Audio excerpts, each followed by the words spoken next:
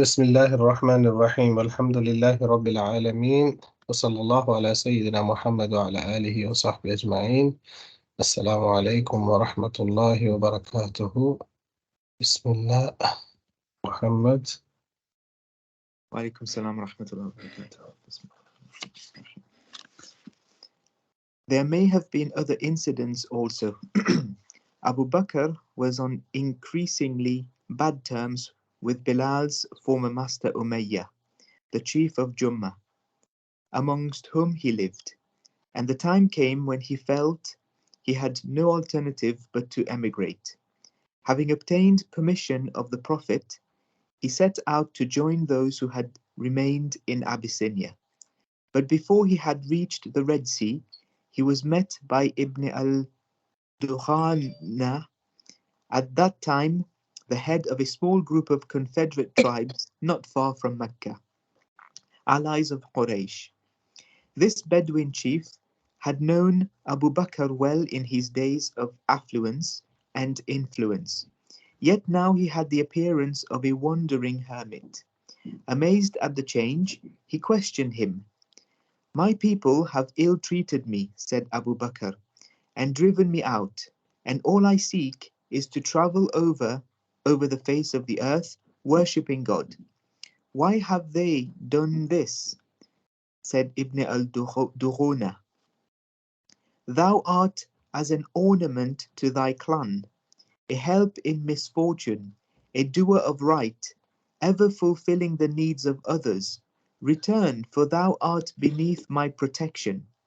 So he took him back to Mecca and spoke to the people, saying, "Men of Quraysh, I have given my protection to the son of Abu Quhafa, so let no one treat him other than well."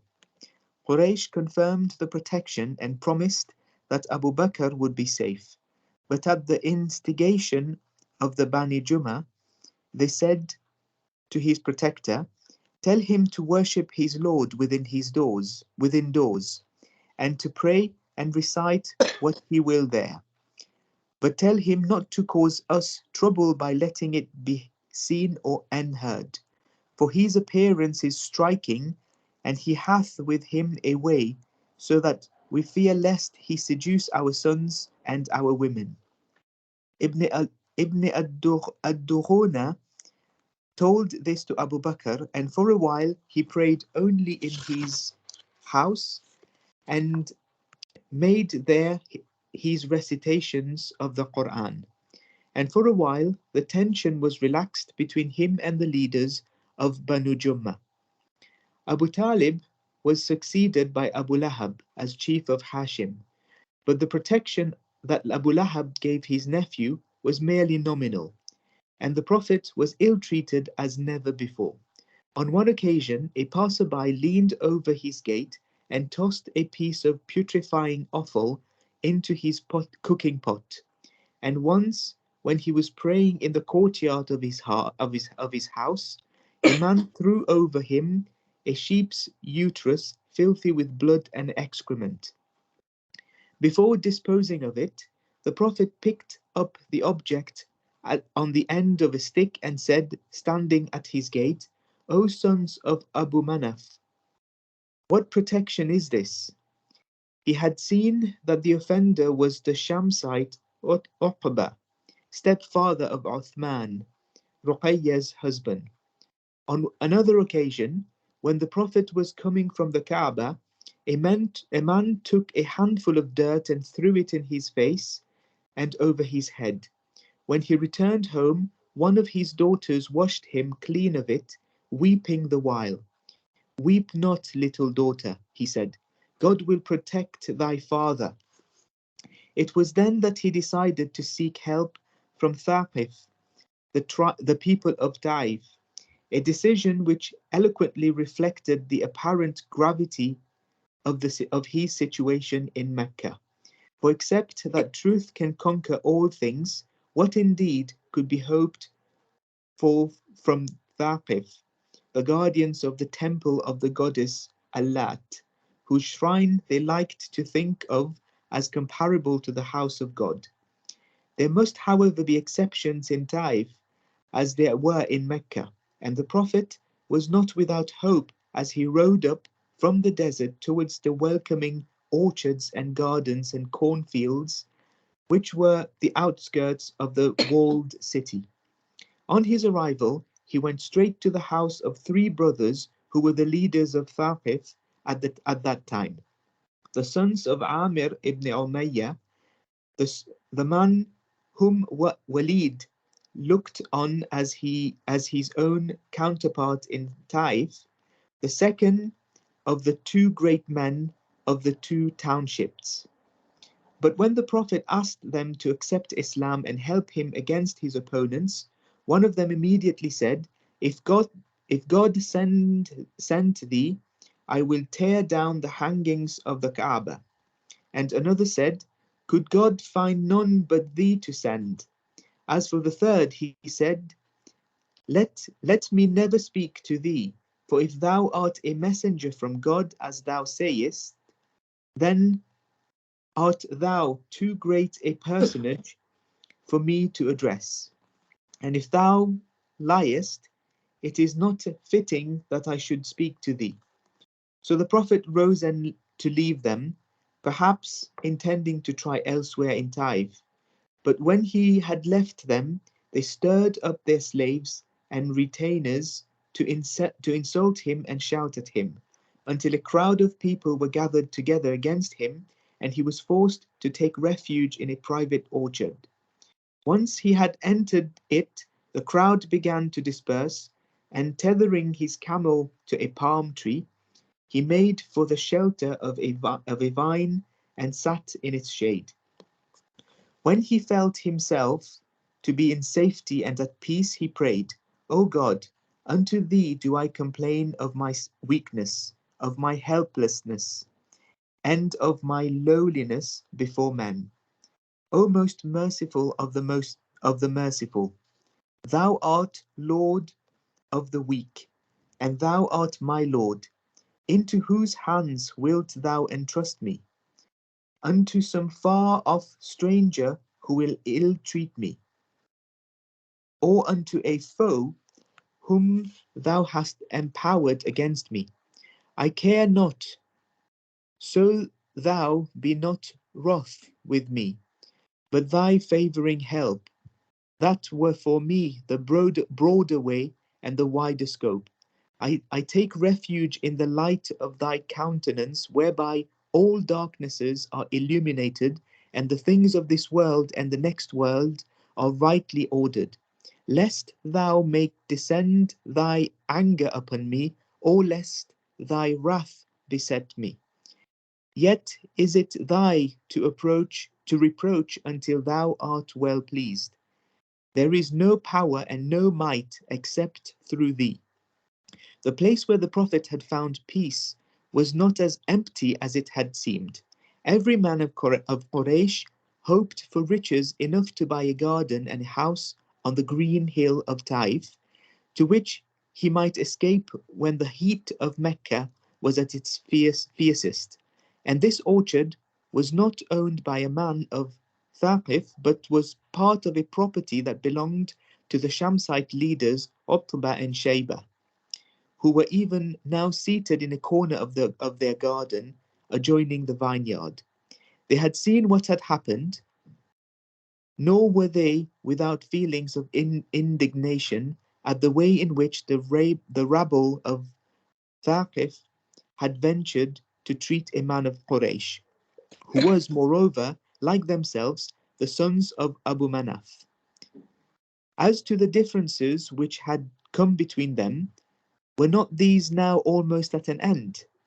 They had last seen Muhammad at the deathbed of Abu Talib, and now he was without a protector and clearly in desperate straits.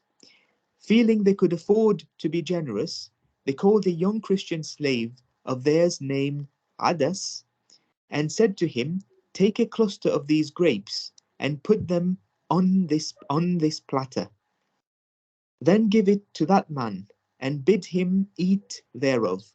Adas did as they had ordered, and when the Prophet put his hand on the grapes, he said, In the name of God, Adas looked keenly into his face. Then he said, "Those words are not what the people of this country say." "From what country art thou?" said the Prophet. "And what is thy religion?" "I am a Christian," he said, "of the people of Nineveh, from the city of the righteous man Jonah, the son of Matta." Said the Prophet, "How knowest thou art of Jonah, the son of Matta?" said Addas. "He's my brother," was the answer. "He was a prophet, and I am a prophet." Then Addas bent over him and kissed his head and his hands and his feet. When they saw this, the two brothers exclaimed, each to the other, as if with one voice, so much for thy slave. Already hath he been corrupted." And when Addas came back to them, leaving the Prophet to eat in peace, they said, "Out upon thee, Addas! What made thee kiss that man's head and his hands and his feet?" He answered, "Master, there is nothing on earth better than this man. He hath told me of things that only a prophet could know." "Out upon thee, Addas," they said. "Let him not seduce thee from thy religion, for thy religion is better than his." The Prophet left Taif and Jazakallah started. khairan, Muhammad. Alaykum. Sallallahu alayhi wa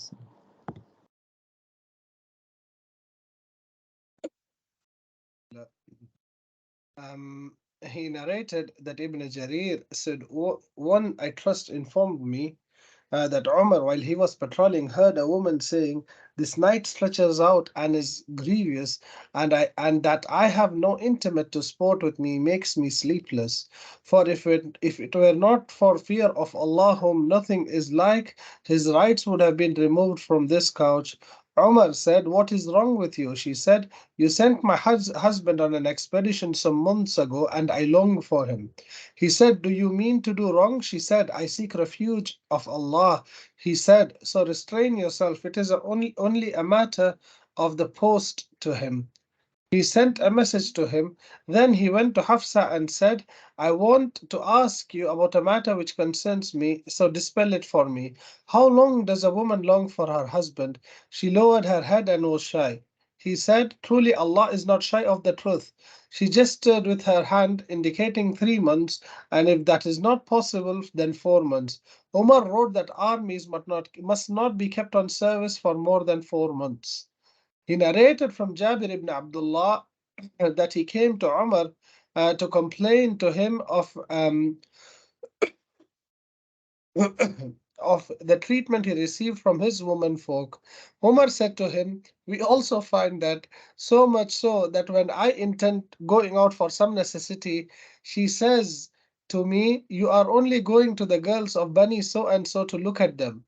Abdullah ibn Mas'ud said to him, Has it not reached you that Ibrahim, peace be upon him, complained to Allah about Sarah's character, and it was said to him, She has been created from a rib, so have the enjoyment of her company as long as you don't see in her any unsoundness in her deen.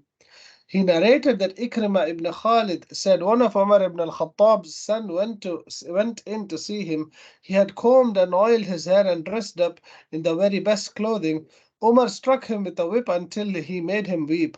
Hafsa asked him, Why did you strike him? He said, I saw that his self had made him conceited, and I wanted to make it his self small for him. He narrated that Ma'mar from Layth ibn Abi Salim that Umar said, Do not name yourselves with the name Al-Hakam, the ruler and the judge, nor Abu al-Hakam, possessor of judgment, for truly Allah, He is Al-Hakam, the ruler, and don't call the road a Sikkah. Al-Bayhaqi narrated in Shu'ab al-Iman that Ad-Dhahak said, Abu Bakr said, By Allah, I wish that I were a tree by the side of the road which a camel passed, and it took me into its mouth, chewed me, swallowed me, and passed me out as dung, and that I were not a man.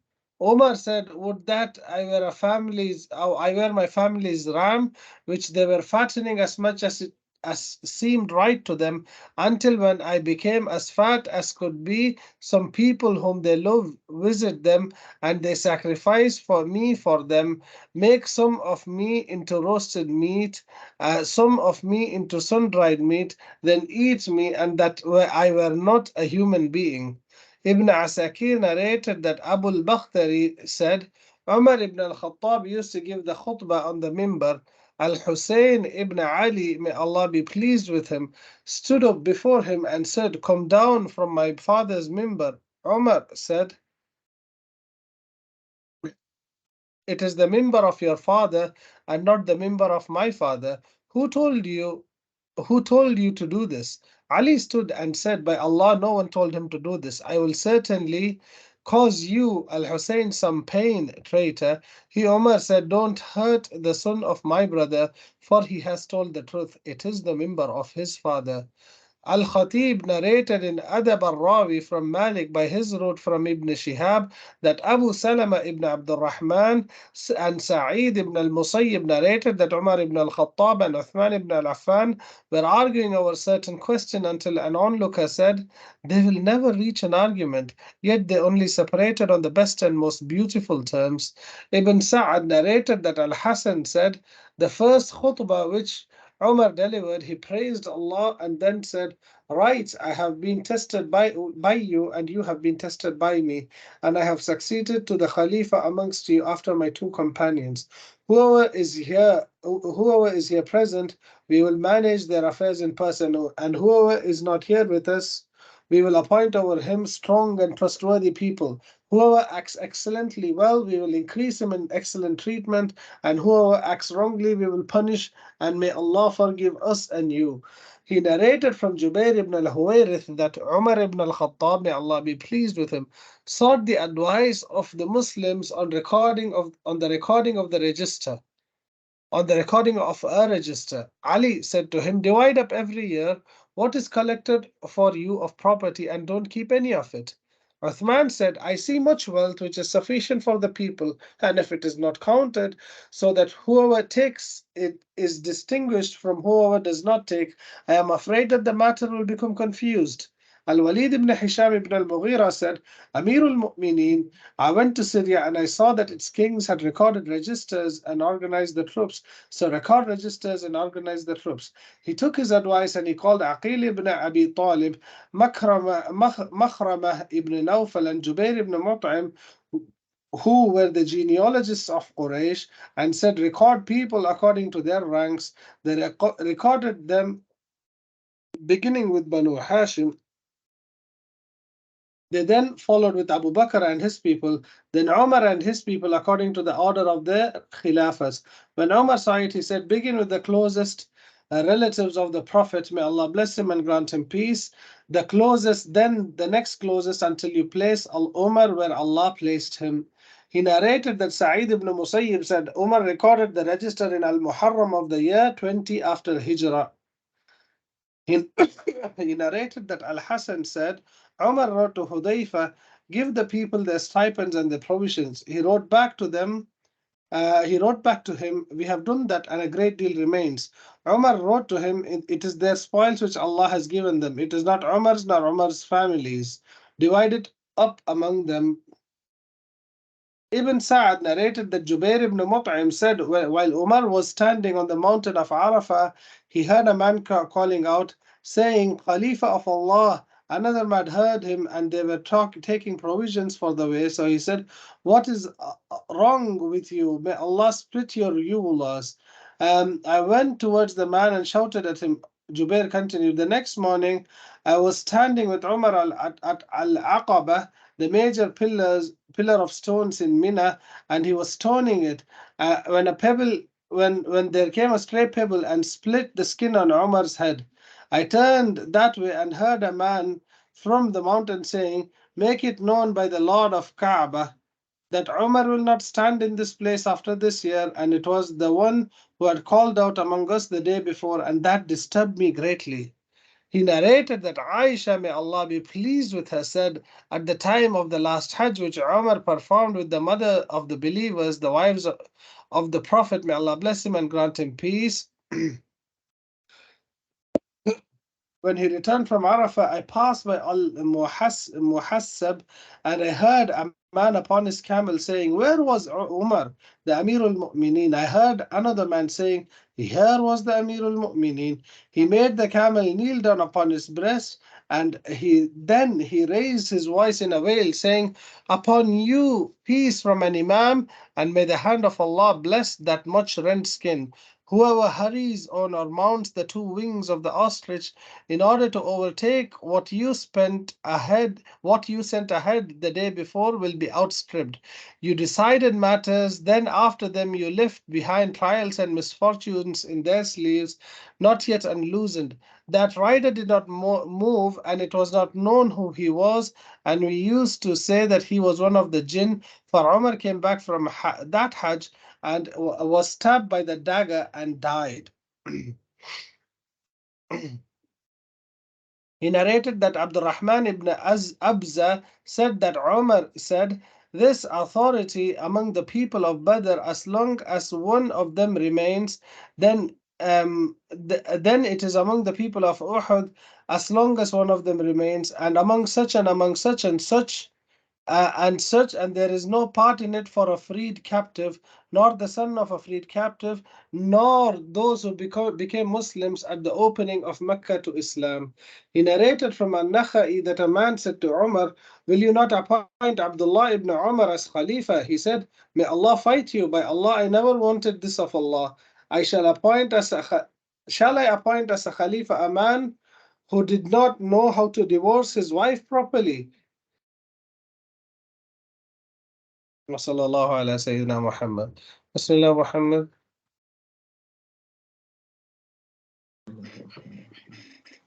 The two asked him, "When then is your proposal, O Abu Maryam?" Shurahbil said, "I propose that we negotiate a treaty with him, for I do not see him to be one who would ever make futile clauses." The two said to him, "We leave you to do as you see appropriate." Shurahbil went to see Rasulullah sallallahu alaihi wasallam and said, "I propose something better than mubahala."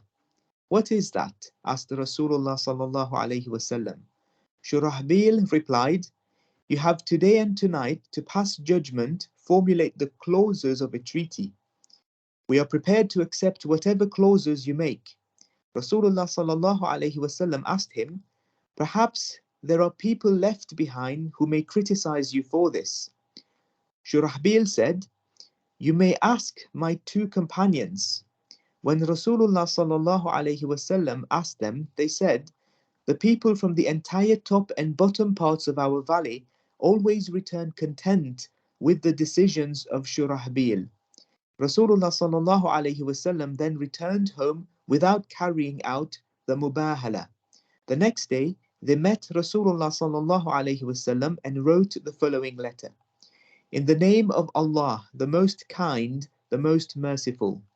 This is the treaty that the Nabi and Rasul of Allah, Muhammad sallallahu alaihi wasallam, has written for the people of Najran.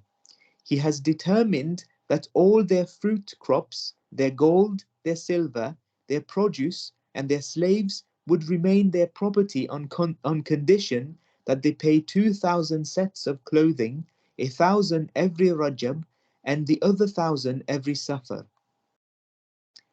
Other clause Other clauses are also mentioned in the narration.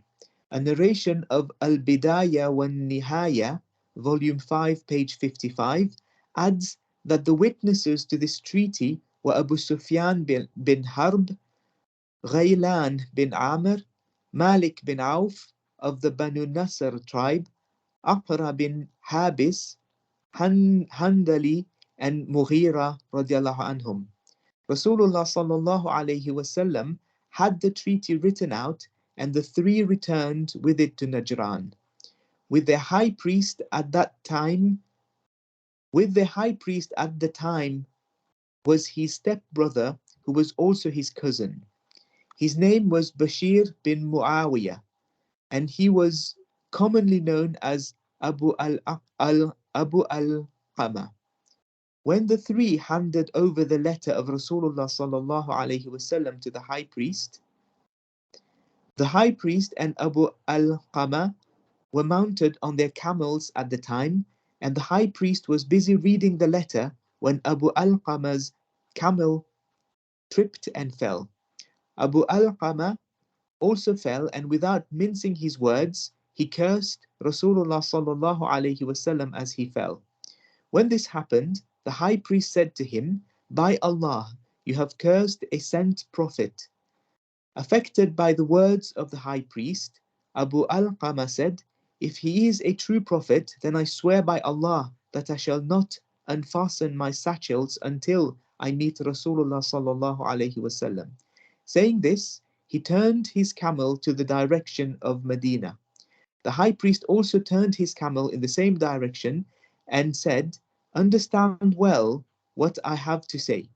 I have said what I did in fear, so that the Arabs may hear from me that we have acknowledged the right of Rasulullah sallallahu alaihi wasallam, that we accepted his call and have submitted to him as the other Arabs did not, even though we are the most noble of the Arabs and have the most homes, the largest population." Abu al-Qama said to him, "No, by Allah, I shall never accept anything coming from your head." Abu al-Qama then hit his camel and left the high priest behind.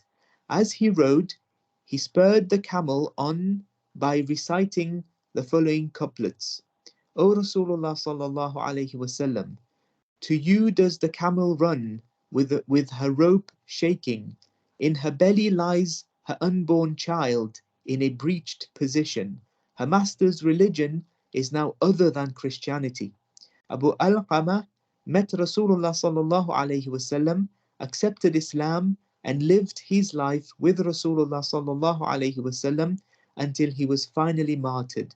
In the meantime, the three-men delegation returned to Najran and approached a monk called Ibn Abi Shimr, who lived at the top of his monastery. They told him that a prophet had been sent to the Tihama district, and told him about the Najran delegation that met Rasulullah sallallahu alaihi wasallam.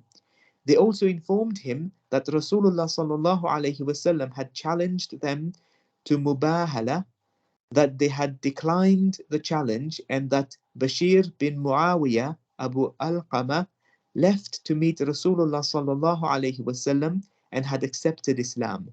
The monk said, "Take me down from here before I throw myself down from this monastery." When they took him down, he took some gifts along with him and left to meet Rasulullah sallallahu alaihi wasallam.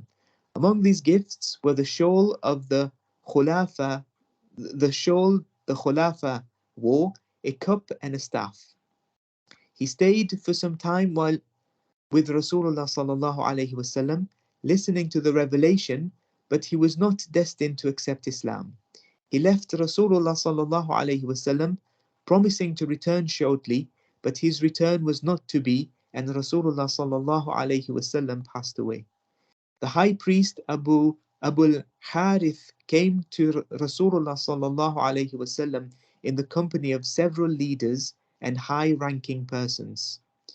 They stayed some time with Rasulullah sallallahu alaihi wasallam, listening to what revelation came to Rasulullah sallallahu alaihi wasallam. Rasulullah sallallahu alaihi wasallam wrote the following letter to the high priest and to all the priests of Najran after him. In the name of Allah, the most kind, the most merciful. From Muhammad, the Rasul of Allah. To the high priest Abul Harith, the priests, fortune tellers, and monks of Najran. Everything they possess in large and small quantities shall enjoy the protection of Allah and His Rasul.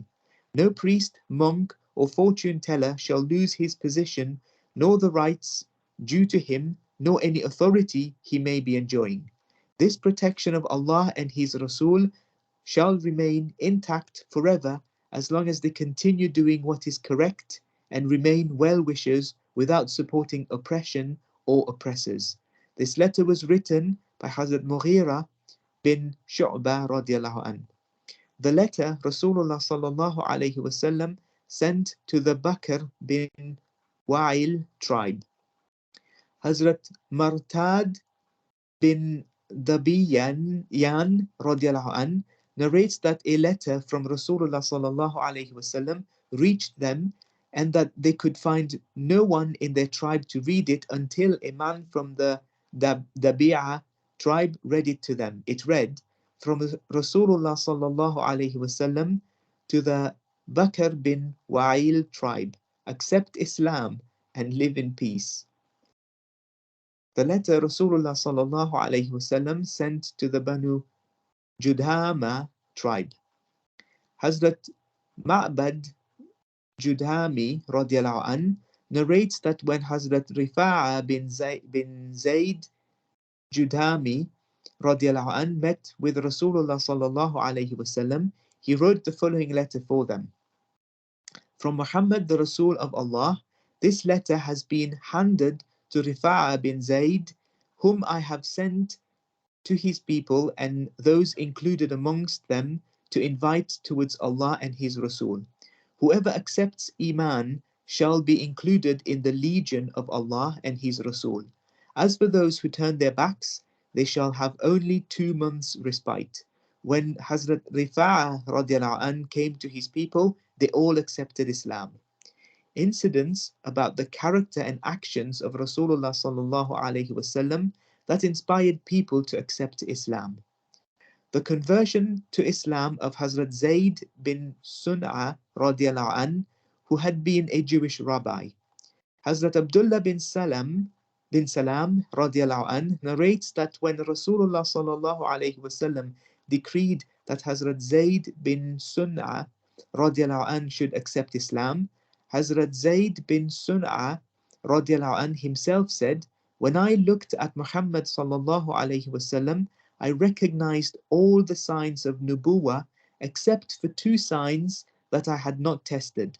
1, that his self-control should outstrip his anger, and 2, that his tolerance should conquer a display of extreme foolishness.